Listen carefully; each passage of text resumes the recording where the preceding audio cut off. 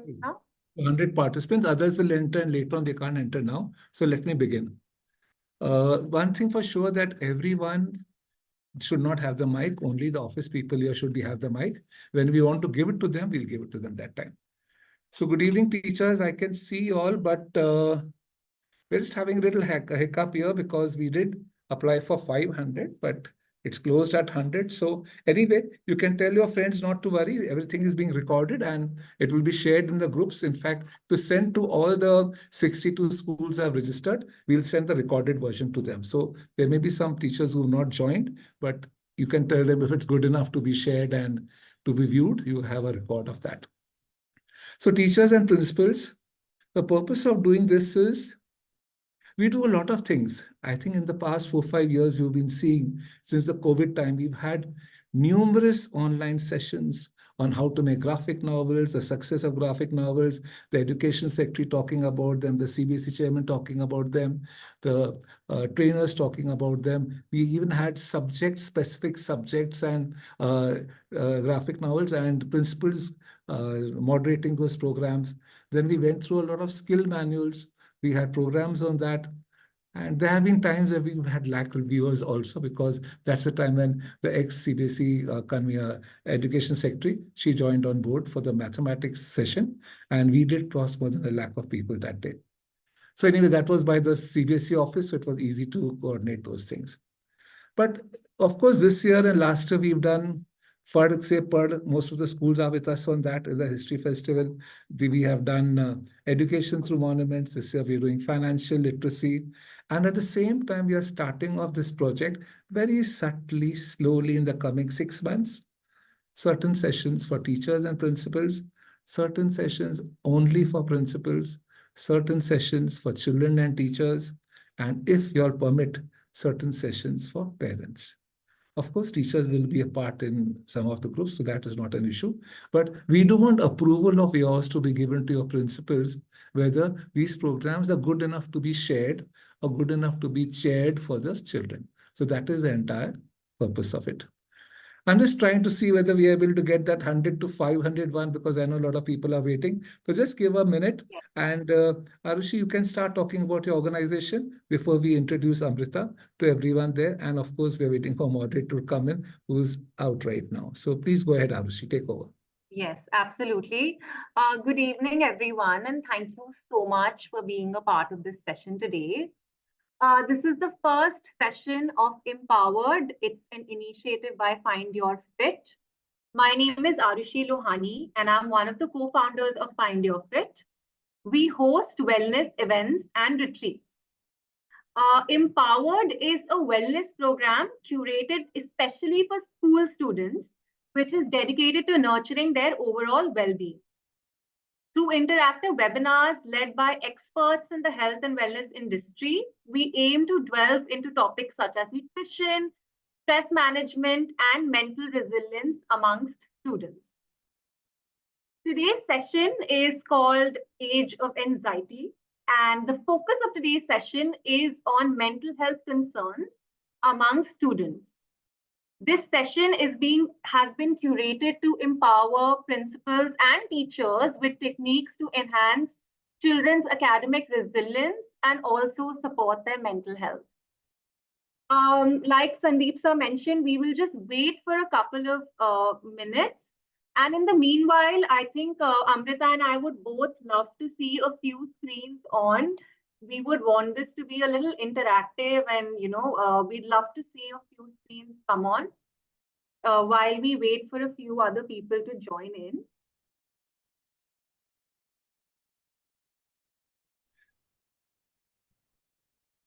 So most interestingly, what I see right now for anxiety is the stress that we are all in right now. How to get 500 people in when we've got only 100 seats. The organizing team is under a lot of anxiety right now. So I'm telling them there's nothing to worry. So I've been receiving continuously phone calls. So this is how you handle stress. If something is in your hand, you solve it. If it's not in your hand, don't worry. All I've told them, recording will be available. Do not panic. Right? So it's the first time. Of course, we'll find out why it's going wrong. But I still don't see any reason to panic, because we will be sharing the recording with everyone anyway. So, means there's nothing, it's not in my hands. If it was in our hands, we would have solved it by now. If it's not in our hands, so we should not panic, right? If it's in our hands, we don't do it, then it's wrong. So please go ahead. Absolutely. Sandeep, sir, should we begin the session? Should I give a brief I introduction? think we should begin the session because it will be very unfair for the people who joined in. I think it's unfair for the people also in the waiting, but we will give them the video recording. So it's no point, delaying the time. And we'll keep that in next time that we don't have this problem. Though I know everything was sorted out for 500, but things can go wrong at times, right? Thank you. Okay, so today we have with us Amrita Tripathi. Amrita Tripathi is the founder and editor of the Health Collective, which centers around stories of lived experience, mental health, and illness from an India lens. She is also the founder of Tap In Tribe for Women in Leadership. She has been a senior news anchor and was most recently head of content partnerships at Twitter India. Amrita has co-authored the non-fiction Mindscape series of books on mental health with leading psychologists, Real Stories of Dealing with Depression in 2019, Young Mental Health in 2020, and The Age of Anxiety in 2021. Amrita most recently co-authored Life Interrupted, Understanding India's Suicide Crisis in 2022 with Dr. Soumitra Pathare and Dr. Abhijit Nandkarn. Today, we also had with us Renu Singh. We are waiting for her also to join in. But till the time she joins, we can perhaps start a conversation with Amrita. Before we begin, a few house rules. The chat is open for all questions. So if you have any queries or anything in mind that you'd like to ask Amrita, you can put that down on the chat. Our team will be collating all of the questions and then we can address all of them towards the end. Please do keep in mind, no medical or technical questions will be answered on this call. And lastly, please ensure that your mic is on mute at all times. Okay, so we can begin now. So Amrita, you have written so many wonderful books, especially centering around mental health. And one of your books is called Young Mental Health, which focuses on interviews, lived experience, and also storytelling through visual graphics. Can you walk us through some of the unique insights that you had while writing this book? Yes, for sure. Thank you so much for that, Arushi, and the team, and for this practical exercise in dealing with anxiety as it arises. I think everyone's doing great. This is the book. Young Mental Health is something I co-authored with a psychotherapist called Meera Haran Alva, who's a Bengaluru-based therapist who's worked in many school settings. Like many of you, of course, have counselors in your schools as well. I do want to thank all of you who have taken the time out today, and it just goes to show how much you care about your students. To Arushi's question, when you look at young mental health in a country like India, there are many, many big numbers. There are many, many stressors and things that give you cause for concern. There's no doubt that mental health is a crisis for young India, like many other countries. We do know the scale of the problem can be very daunting. There are some estimates that 7.3% of the young population have some severe mental illness. And we also know that not having access to help, whether it's resources, whether it's because of financial constraints, whether it's because of stigma, not having access to talk about some of these issues can be a huge deterrent. I will say one thing that, and we're certainly going to talk about different issues that have cropped up in the research during this book and what young people themselves say, which I think is critical.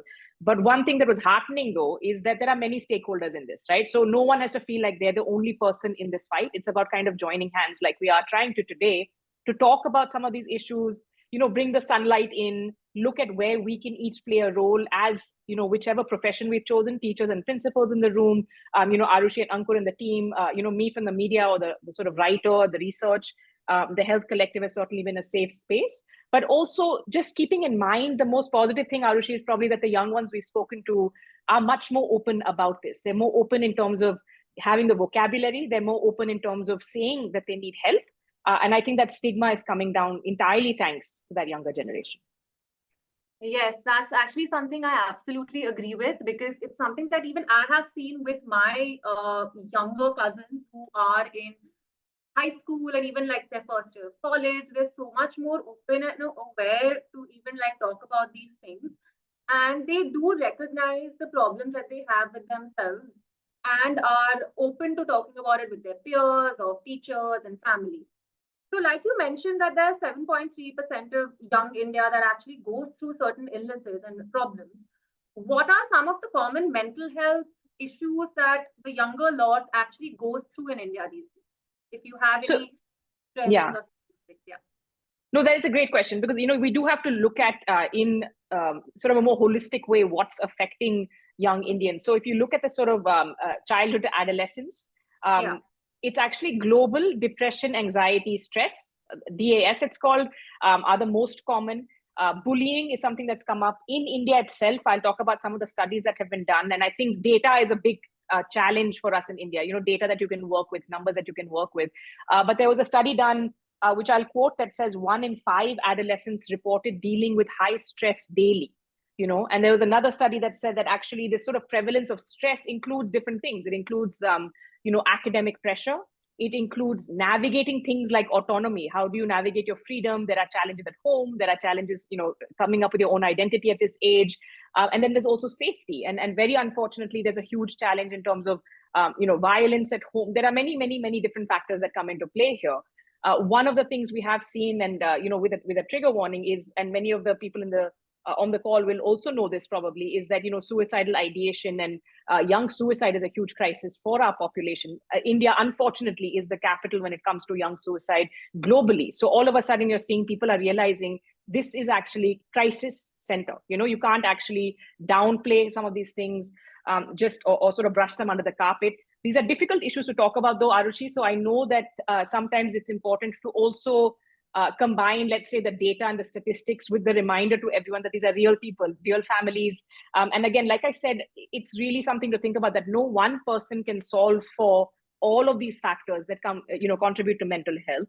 I will just give a reminder also, which is something I've learned over the last 8 to 10 years of working on these, is that all of us have mental health. So, when we're talking about mental illness, which was that 7.3% number for adolescents, that's 7.3% with diagnosable mental illness. But every single one of us, every single child that, folks in the room are teaching or dealing with in school, all of the adults on this call, we all have mental health. So there's also ways for us to talk about preventive care. There's also ways for us to talk about safeguarding that mental health. But coming back to depression, anxiety, stress, and bullying, if you see any of these signs, those are very, very, very common in this age group. Yes. So, like you mentioned about the suicide rate and India being the suicide capital in the world, how can teachers and principals recognize those early signs of mental health concerns? Because, we hear so many stories, especially in the recent past. So many cases of suicide happened in Kota, for example. And, over there, I mean, what it looks like is that all these students are put under this pressure cooker where there's constant stress and pressure 24/7. So how can teachers and principals actually recognize certain early signs when it comes to mental health concerns? So there are different signs. We put a lot of this up on our website and in the books as well. And as you mentioned, since I want to be clear again, I'm coming to this as someone who's interviewed a lot of therapists and experts. So I'll collate and share with you all what I've learned. But nothing beats having somebody on site. If you have access to, of course, resources to have a counselor, nothing beats having a safe space. So there are a couple of interventions I'll tell you that have been done, which have been proven to be, very effective in the past. And I'll also tell you, I actually spoke to, for this book, we spoke to folks who work on the suicide prevention helplines, which are, across the country. And we have a listing on our website, which we'll pop into the chat as well for anyone to bookmark. Those are free. Those are often, the hours of service, including the government's own helpline, those are available. Because sometimes people do say, who do you reach out to? And you do want to have something to give someone. We spoke to folks at iCall who said there is a spike, like you said, around exam time. and around the boards, for example. And they said, the kids might be calling in because of all the anxiety before exams, but after exams, it's the pressure from parents sometimes, it's the real stress about where am I going to get a job. There's also a lot of relationship-related stress I've heard from other exam helplines. So they're not always calling and saying, I'm stressed out about work. It's actually that kind of crucible where all the pressures are coming together. And one thing for anyone listening, I would love to say is that suicide is a multifactorial, very complex issue. There's very rarely one thing that has gone wrong. So the signs you want to be looking out for are, a change in behavior, change in appetite, the students who are so outgoing and, sort of the life of the party or in class constantly, suddenly withdrawing around obvious, stress peaks like exam time. How are you kind of being part of the solution and telling them that there's more to life than just our marks, right? Because India being as competitive as it is, we don't want to lose this kind of youth and demographic dividend just to that, academic pressure and the kind of toll it takes on young minds. But keeping in mind, it's not just mental health related at that point. It's not just mental illness related. It can be many different things. We did speak to someone, the pioneer of suicide helplines for the other book, which was Life Interrupted. Lakshmi Vijaykumar runs Sneha out of Chennai, India's oldest helpline. And I wanted to just share this one example because, sometimes just sharing the problem and no solution is also very stressful. So one intervention they come up with in the state of Tamil Nadu was that Tamil Nadu, and I'll quote her, she said, was the first state to introduce supplemental exam system. So students who fail the board exams can write their exams again within a month or two, so they don't lose an academic year and they can go ahead. This was introduced in 2003, she said. And then the suicides came down after that, almost by about half. So, when you are able to work across sectors, there's of course a lot of advocacy that went into this, but the state itself taking a call and saying, look, we're losing too many young people. There has to be an in-between kind of solution we come up with. So it's not just that one exam that feels like make or break.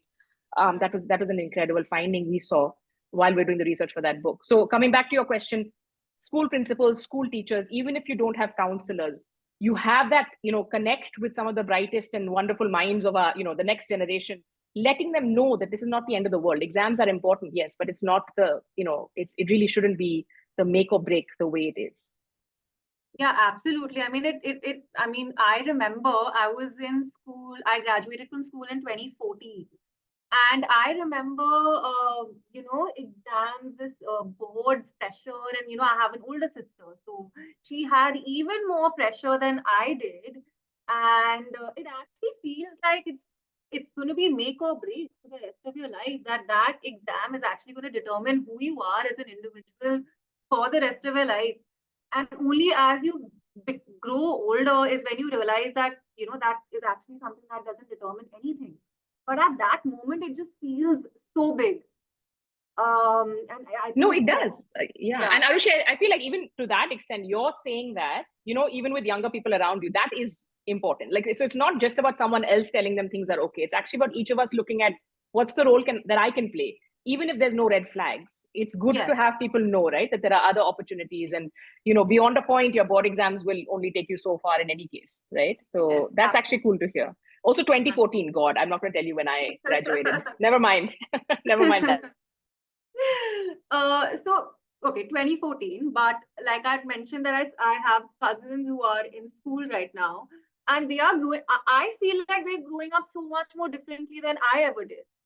And, they are just so consumed in today's world with like the internet and social media so much more than what even I was when I was their age. So what is the role of social media and the internet at large that play on a student's mind? I mean, how does that correlate to them? So I think there's lots of interesting research being done globally. The jury is out. There's a new book just called it's out. I think it's called Anxious Generation, which is really calling for globally, young people not to be given smartphones at such a young age, and saying that it's rewiring our brains. A little bit of a debate on the studies behind that. But there's no doubt it's a mixed bag. So, for example, during the pandemic, we heard from so many people, especially when you think about marginalized groups, marginalized genders, the LGBTQ community, even younger folks who would not come out for their families, going online was the only way they felt that they could connect with their tribe, right, or their community, or find people who understood them. So I'm not one to say blanket and that social media is good or bad or on. This is the world we live in now, and like you said, it's very different from when we were younger. Certainly, even more different when I was in school. But what ends up happening is we seem to think that, okay, we'll police the internet usage. And I had this interview with Dr. Amit Sen, who said, for example, a lot of parents say, okay, well, we're just going to ban access. That's not the way to go about it either, because they're obviously going to find workarounds, right? There'll be a friend, there'll be a student, there'll be somebody, and it gets that air of something forbidden, which is then really fun and you have to do it, as opposed to having conversations about what's going on. The saddest thing I heard, honestly, Arushi, is from younger folks who said that bullying has spiked because of, let's say, Instagram chat rooms or Snapchat or so. Whereas maybe at my generation, you get bullied in school, it's actually quite bad and it's bad enough, but it's face to face and it's quite traumatic. There's no two ways about it. That's there now, compounded by what's happening quietly on WhatsApp groups or social exclusion and inclusion. And anyone who remembers that age group, like say 13 to about 18. Your peer group is actually your most important, factor in your life, right? If you're being bullied, you're being excluded, you're being fat shamed. I mean, one of the issues we didn't get to, but body image and stress related to body image and eating disorders, those have also spiked. Self-harm has also spiked. So there's no simple way of saying what is social media doing to our kids. I think what some of us in the media, for example, and the Health Collective have taken on is that let's put out more stories. Let's share more resources that are credible and compelling. Those need to be, for example, what young people also have access to. So right now on Instagram, there's a lot of pop psychology, but you also have some really great, content that's hopefully helping along with the sort of more stressful things that are happening behind closed doors. And again, coming back to what is a role anyone can play, teachers on the call, principals, schools, there has to be a way to extend a safe space. So there's it doesn't help to say, oh, you shouldn't be on your phone all the time. That's sort of judgmental, that kind of thing when you talk to younger people. And I'm sure when you talk to your cousins and stuff, that doesn't help. Like no one really wants to be told, like get off your phone. You need to be figuring out a way to meet them where they are. They should be the first ones who are able to come and tell you, or if not, they might not want to tell their parent, but they might want to tell a cousin, like Arushi was saying. So on this call, for example, they might not want to go to the principal, but they might have a friendly younger teacher. Or you might have students who are like peer mental health support. Some schools have done that, right? Anti-bullying or young mental health advocates, folks who get a little bit of mental health first aid training and understand how to be empathetic listeners. This could all be for extra credit, right? It could be for like that well-rounded college application, but basically have people you can talk to. And I think that would be probably the single most critical thing that we could all as stakeholders look at doing, because it is about safe spaces, it is about sharing stories. And the last thing I'll say, Arushi, and it's for young people and grown-ups alike, in this space we realize it's very powerful to say you're not alone. You're going through this, it makes you feel like you're just fighting your battles or that you're a weirdo or that nobody likes you, but that's even your brain is working against you, right? So it's important to also let people know that they're not alone in this. And you don't want to see that kind of escalation, especially given the serious things we've been talking about. Yes, absolutely. Because I feel like words can really stick with a person even after they graduate and, even after like they grow up. So, those words can really stick with them and can affect their even adulthood to a certain extent. You were talking about these safe spaces that schools can create, that teachers and principals can help create for students. What are some of can you give us like a few examples in which this could happen? How does one become like the approachable young teacher that a student would feel comfortable talking to? And also for principals, I would say, I mean, this is coming from my own experience, because principals, they seem a little inapproachable to students because there's this entire thing of them being a little intimidating. So how can teachers and principals actually create that environment in schools? That's such a good question. I can imagine all the principals and teachers rolling their eyes when I don't have any skin in the game. So, let's take a step back. All of us, without getting into too much gyan or like, this sort of academic side of things, all of us will remember a favorite teacher, I'm pretty sure. Whatever age you are, whoever's on this call, the teachers and principals yourselves, you'll all have that one teacher you remember who made a difference in your life. It could have been a teacher who told you in so many words to have more confidence, right? Not always sitting and saying the things in the mental health jargon, the way we've learned, right? But teachers who saw the potential a student had, or a teacher who noticed somebody needed a little extra help. and didn't make fun of them or didn't, pick on them and kind of supported them. I think many of us, Arushi, have also had principals probably who found that time to have that human connect. Of course, there's, like you said, the stern, slightly strict persona, but there's also the principals who come and realize, like, so we traveled a lot. I had a principal who realized, like, you're feeling a bit out of place when you're younger, and, would make a little bit of an extra effort to chat with kids who are looking like a little bit out of place, right? So there are many things we can do. And again, it's not for just one stakeholder. This is, of course, the audience we're talking to today. But at the same time, each one of us can learn this thing called empathetic listening. I know in a classroom, given the tight academic calendar, you don't feel like you have extra time at all. But even a 5-minute, how is everyone doing today? Or I'm sitting here in the break if anyone needs to have a chat. Or even the non-negative. Don't, the punitive action, the picking on, like you said, those words stick on long after. So at the very least, don't do that. And the other thing I'll share that was a bit heartbreaking was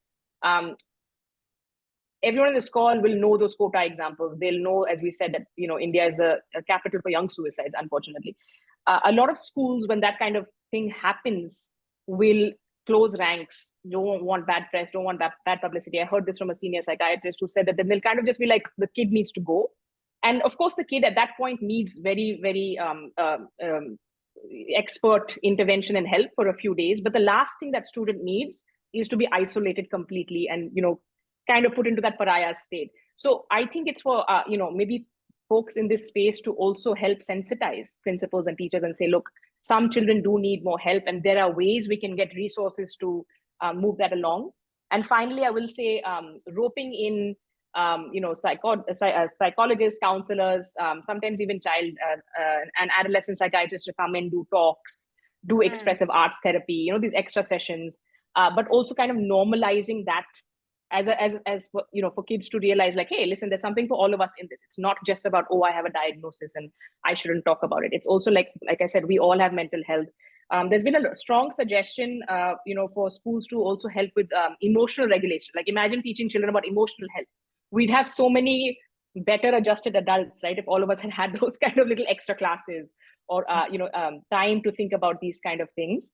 And I think practically, since this is more a pragmatic, like what are the actionables, folks can look up these sort of psych ed, their psychological education and wellness programs that people, I'm sure you guys also have, which you can implement in schools or pool in resources and implement across communities as well.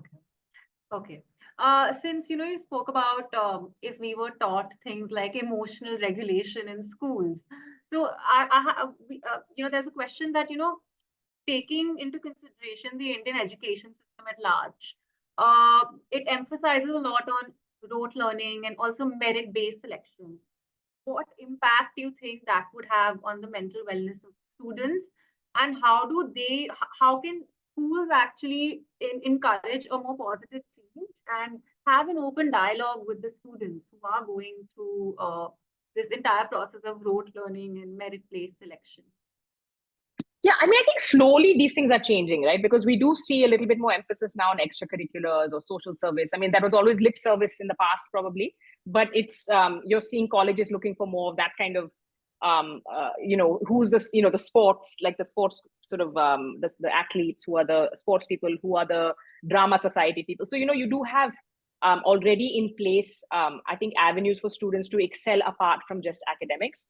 I think the unfortunate thing is, Arushi, it's not just about the system, right? I think it's also, and teachers on this call, if any of you want to put this into chat, often the pressure is coming from families. So you're there kind of as the, the teacher or the principal or the academic trying to create this sort of curriculum and guide these minds. But of course, there's a ton of pressure at home because it's such a competitive society. So there's no one way of dealing with this. I think what's important is to just kind of have that open dialogue, like we said, with the students, make them realize there's so much more than just that mark sheet. Of course, working towards the highest marks you can get and why that's important, et cetera, et cetera.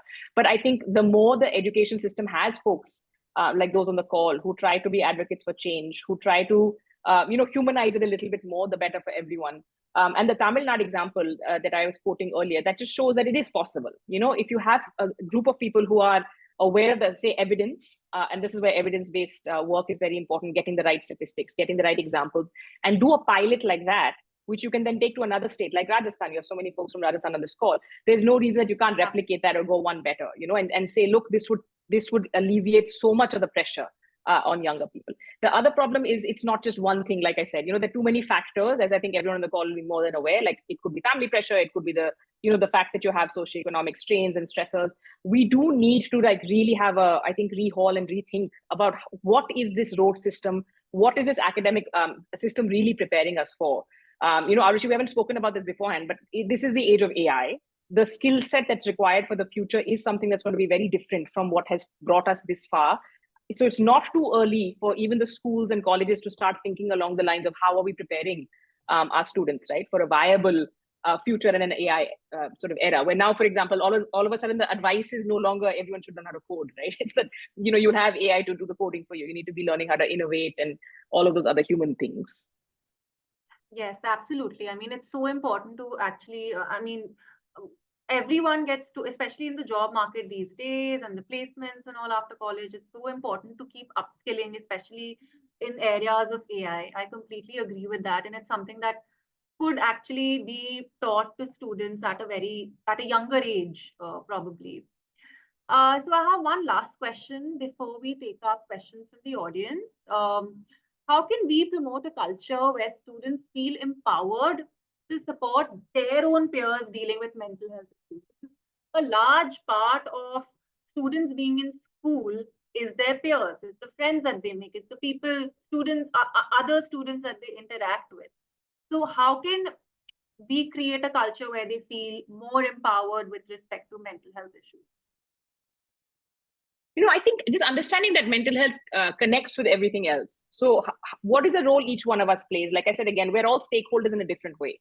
One is, and of course, again, we all know this, but kids do pick up on how we act rather than what we say. So if we are making comments or disparaging or judging or insulting people who say that they have mental health issues, or sometimes also folks who are coming out or sort of transitioning between genders, they're picking up on this kind of judgment whether or not we realize it, right? If we are trying to make fun of or use kind of slurs, one of the images I did want to share, and maybe we can share this through you, Arushi, later. A couple of the comics we had on the site where somebody had actually shared that what it feels like to hear some of these slurs, like things that we don't think twice about, like psycho or schizo, or and this is an older person who's heard this for a long time, and the comic itself made people realize, like, oh wow, like it's literally like getting multiple stabs, because you can't feel safe if you're feeling attacked. I think when we talk about anxiety, depression, and stress, one of the things is, because we're so used to these words now, it's a good thing because finally we're talking about anxiety, depression, and stress. But because we use these words so casually also, we don't realize how difficult these conditions are to deal with. So you will hear from maybe even teachers, maybe even older relatives saying things like, just snap out of it, or just go out and get some sun or go and play and you'll feel better. So not diminishing, not minimizing, not judging, not disparaging. These are all like the non-negative things we can do, like at least start there. But the second thing we can do is, short of creating a safe space or finding out, what are the safe spaces, equip ourselves with that knowledge. So, everyone on this call, for example, this is amazing that you're here and you're still here with us and you're listening to us. But having that interest, which means that, okay, look, I'm going to go look up what is the mental health 101 that I need to be aware of. And like I said, a lot of it comes back to that empathetic listening. If Arushi is sharing something with me, how do I let her know I'm there for her, even if I don't have the answers, right? Let her say what she has to say, and let her know that we can work on this together. I can help you find the help you need, right? Because again, like I said, I'm not equipped to give you therapy right now on the spot, and a lot of teachers won't be. But you'll be able to tell that child, here's an adult who actually cares, who sees you, I can hold space for you, and we can work on this together. And I think somebody should put something in about parents needing to be involved and made aware of. I think 100% right. So, if you have access to these resources in your schools, these need to be things that parents, in your parent-teacher meetings, for example, that do come up. Absolutely. And like you mentioned, we still are at 100 people. The people who joined in the beginning, they're still here. I'm grateful for that. And that means they actually care about this issue and would want to be a more bigger part of it. So Amrita, we have quite a few questions. A few of them have been put on chat, and a few people have also personally messaged me as well. So I have all the questions in front of me right now, and we can see how many we can answer. We have about 20 minutes. And then the rest of the questions, maybe we can email them to you and you could probably answer those and we can send it across to the people. Okay, so one of the questions,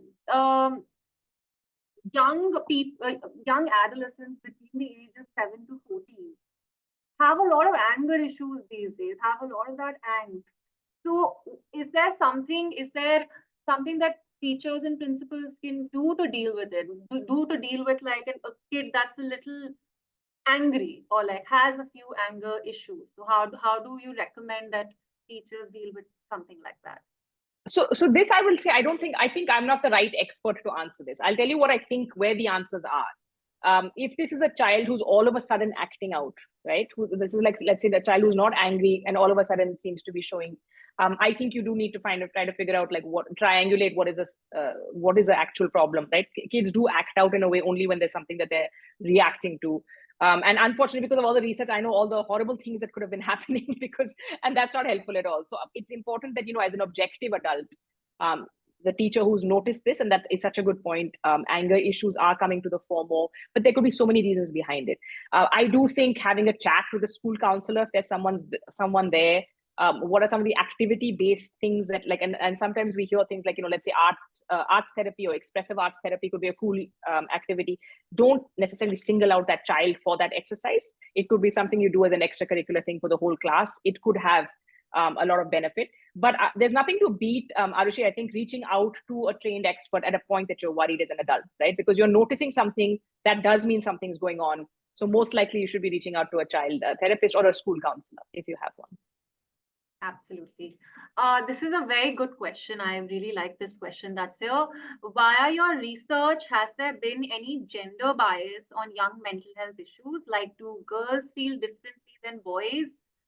Is the impact higher on the girls or the boys? Is there something that you found out through your research?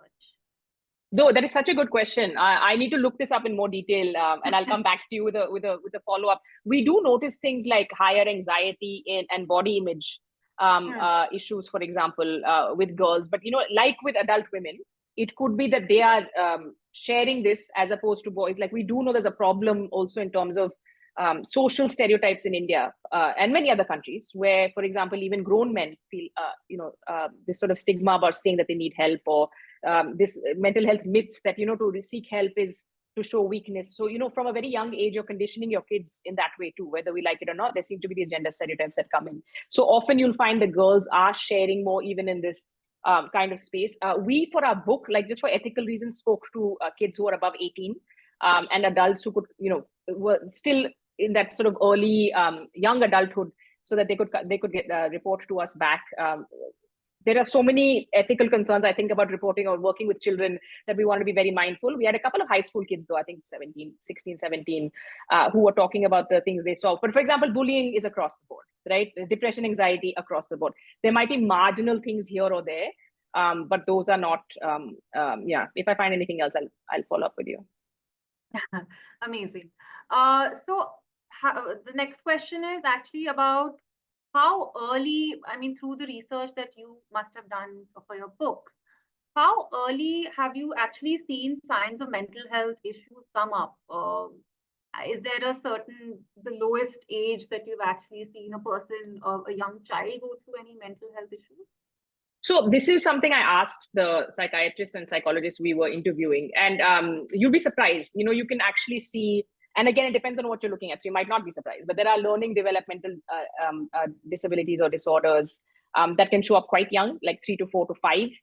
My co-author, Meera Haranalwal, like I said, the therapist, and she's worked in schools in independent practice. She actually says that usually parents come in with the clients, with the children, or teachers refer when it's very late, because there are early signs that you're ignoring. So she was also saying that a lot of times, like younger children can benefit from sort of access to therapeutic services. And like we said, we need to come to that stage in India, I think, like some other countries, where it's not like an aberration to say we need help coping. If you're saying 1 in 5 adolescents in this country are dealing with high stress daily, stress itself is like rewiring their brains. It's kind of that fight or flight constantly for them.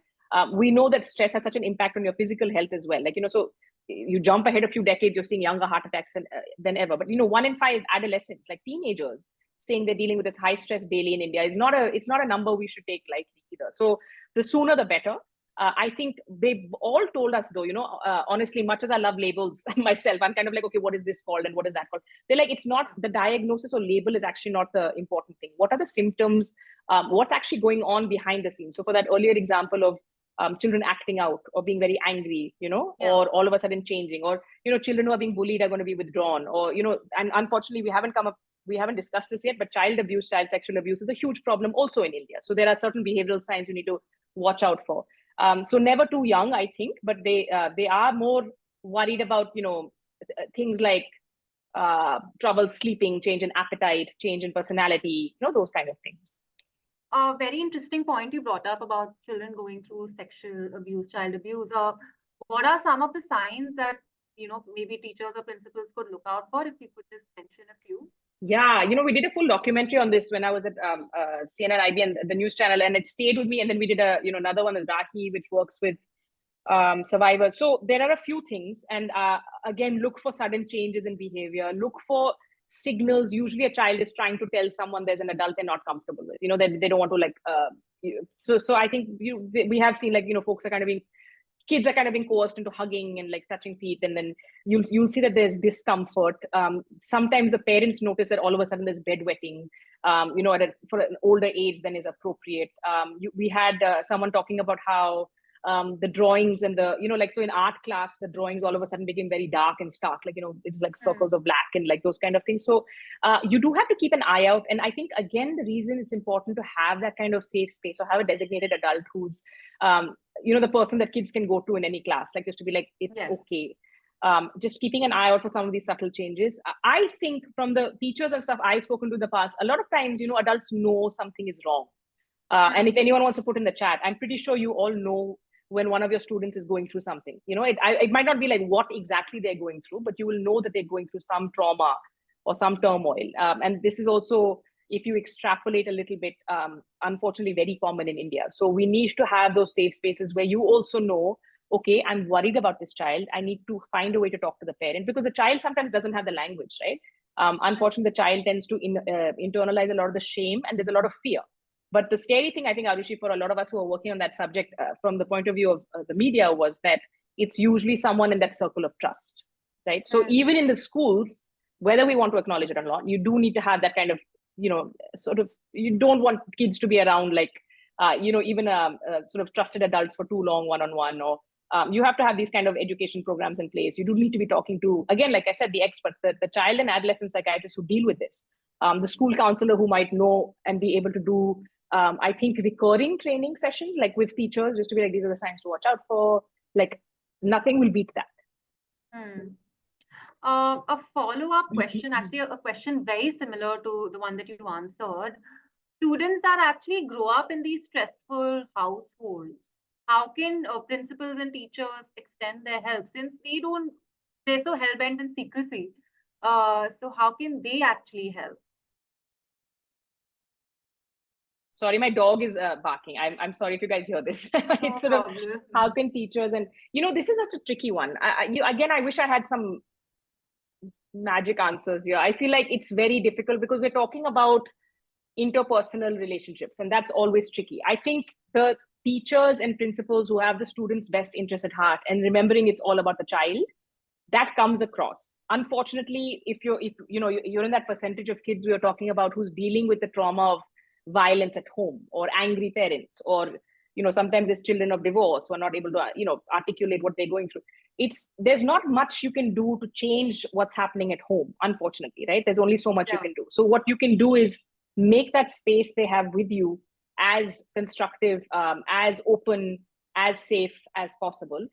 Sometimes, there might be things that you can, again, speak to a counselor about getting them to do that might be helpful, which could be like getting them to team up with a buddy or a peer or a mentor, or, those kind of things, which can bring people out of themselves. Because again, like someone is saying, I think Swati is saying, sometimes students are not vocal about the problems bothering them. That's exactly right. We don't also, even as adults, it's very difficult to talk about, right? So for students and children, it can be much more. There can be issues of like loyalty, You don't want to be, sneaking on somebody. Maybe the person who's bullying you is your sibling. It could be a parent, so there's a lot I think we have to also acknowledge we cannot do. Like, and in this setting, the teachers and principals, you cannot really affect what's happening at home. What you can do is provide that safe space and foundation. And I can say that, even from the stuff that I've read, that can make a difference, right? Having the one adult who cares about you at a time when you're feeling alone and isolated can actually make quite a difference in a child's life. And if you can get them access to a school counselor and have them go, and not have everyone see them go. Like, this is the other thing about stigma, Arusha, I feel like we should point out is, they also don't want to be further isolated, right? Like, as you can imagine, right? So if it's, even though it's much more, it's much easier to talk about mental health, like we're saying, for younger people nowadays, they might not always want to be shown as like, I'm going to the school counselor because I have a problem, so is there a way for them to get, the counselor to be doing chats that are more informal? Is there a way to get them access to a trusted like expert? Those are all things that should be possible within the school, confines. Absolutely. One of the questions is, so since we've spoken so much about, the kind of problems that students go through these days, and how can you recognize certain mental health concerns that they're going through? And you've also spoken about, there's certain activities that can incorporate, like expressive arts therapy. If you could just probably tell us 5 to say 7 things that if tomorrow all of these teachers were to go and incorporate something new in their classroom, what are those 5 things that they can probably do to start the day every day with the students?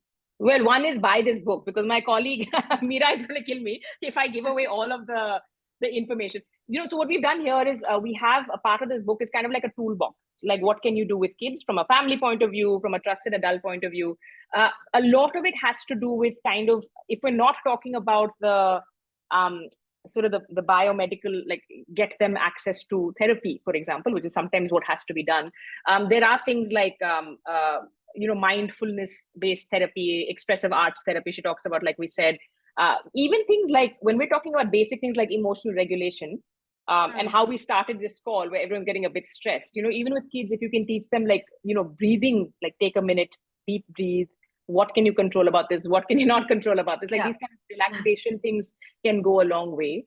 I do think we need to also know, like I presume also that we do need to understand that, within the structure of the day, if you can carve out those 5 minutes, like you said, you're starting the day, it could literally be like asking, pass the mic, who wants to share what?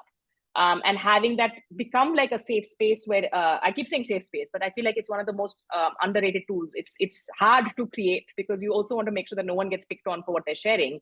But it's also a place for the adults, the teachers, to share that it's okay. Like, if somebody's talking about, or if you're worried about someone being bullied, maybe you're sharing something a little personal. Like, when I was younger, I was bullied, and this is how I dealt with it. My door is open. I'm happy to talk to people. So kind of just reestablish that human connect.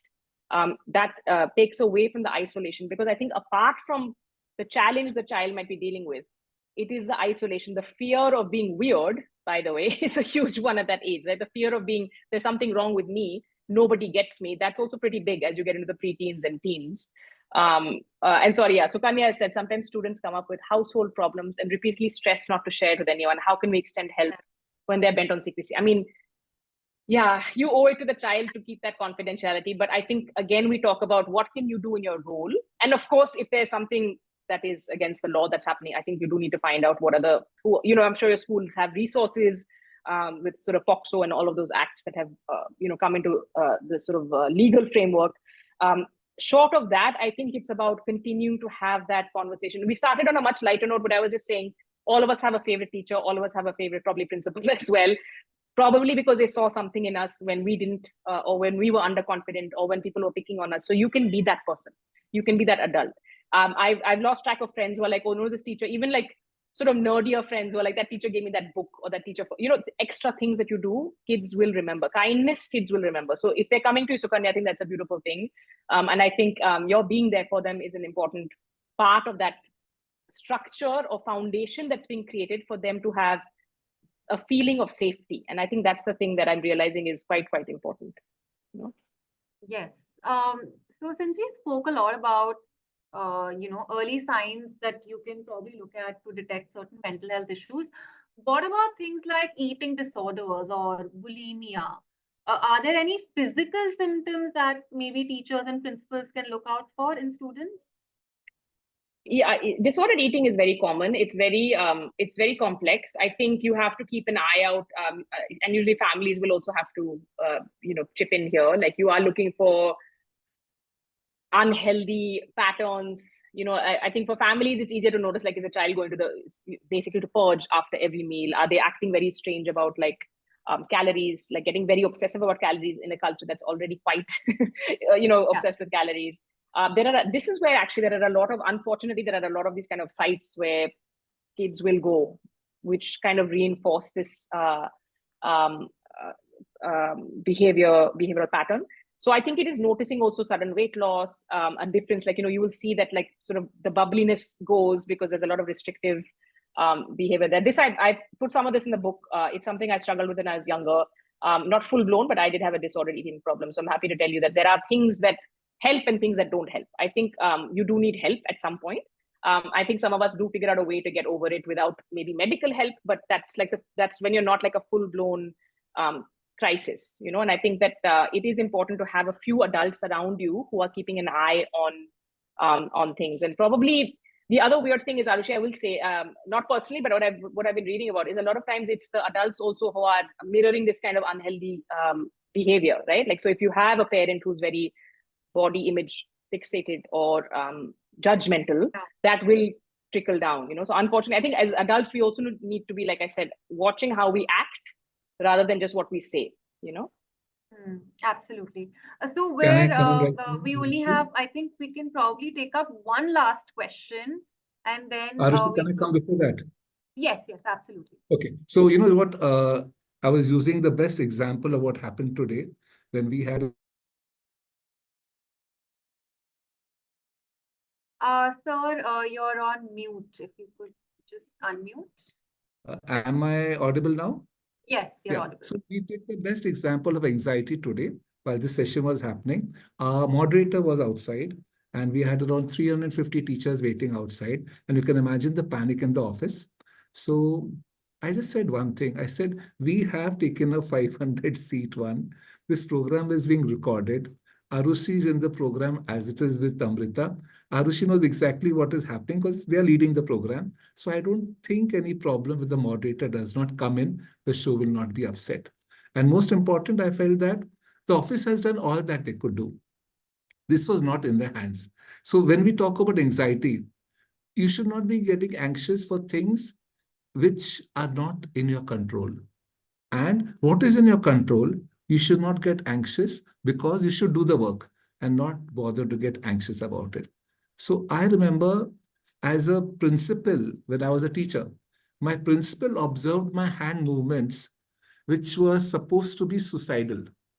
So she says, Sandeep, your hands were like this all the time, something I don't remember now. So these are the things which seniors observe of juniors when you realize that your student is very anxious. And in school system, I always realized that the anxiety comes from top to bottom. I'm sure the teachers will agree to it. The management sends the anxiety to the principal.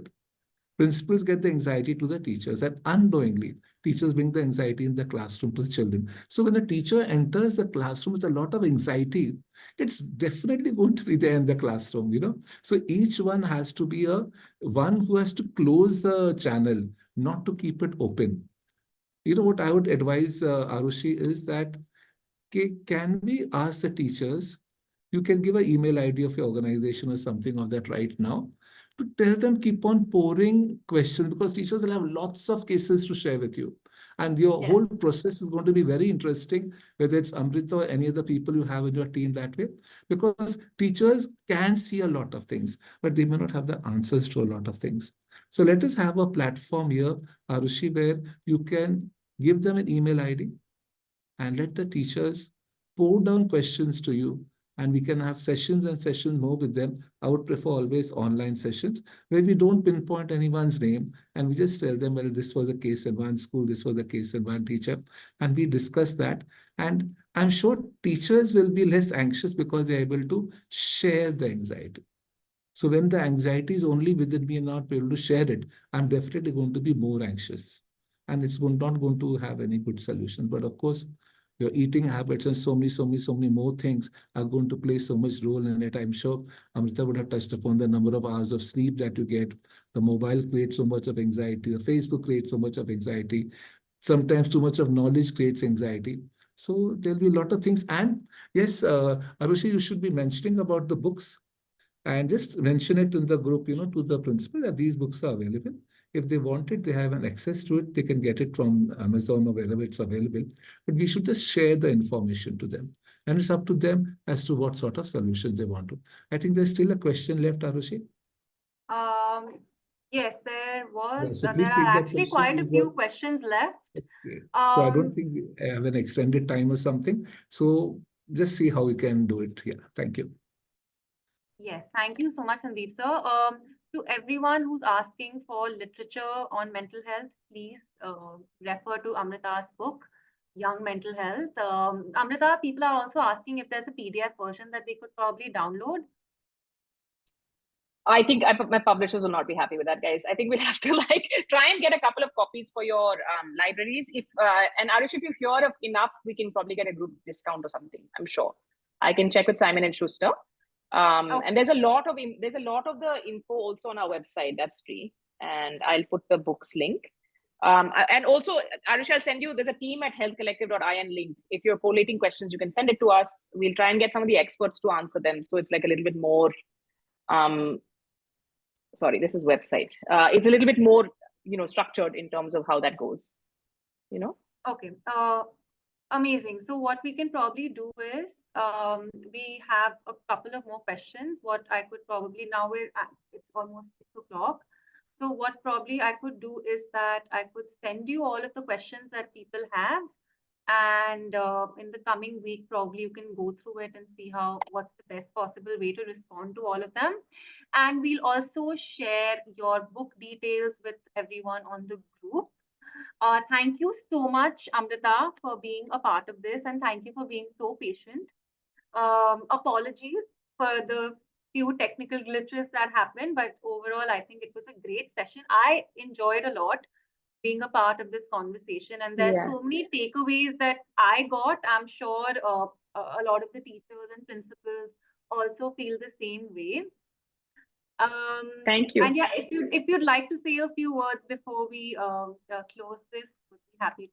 Yeah, no, thank you so much. Thank you for the lovely questions. I hope I did justice to them with that giant caveat that I'm not a therapist, principal, or teacher. So I think it was important to share that. Thank you all those of you who sent your questions in for taking part in this. And I know I think the kids are in good hands if you're taking out time on your free time on a Friday evening to listen to a talk on mental health. I put the links to the books, like Arushi said, that you guys will be able to access those.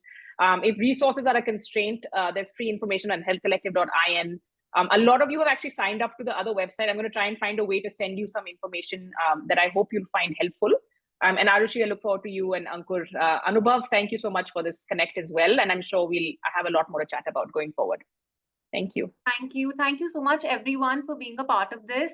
We'd love to hear from all of you on the, you can put down your feedback on the Futurist Schools group, and we'd love to address everything there. Thank you so much, Amrita, and thank you so much, everyone. Hope to see you all for the next one. Thank you. Bye.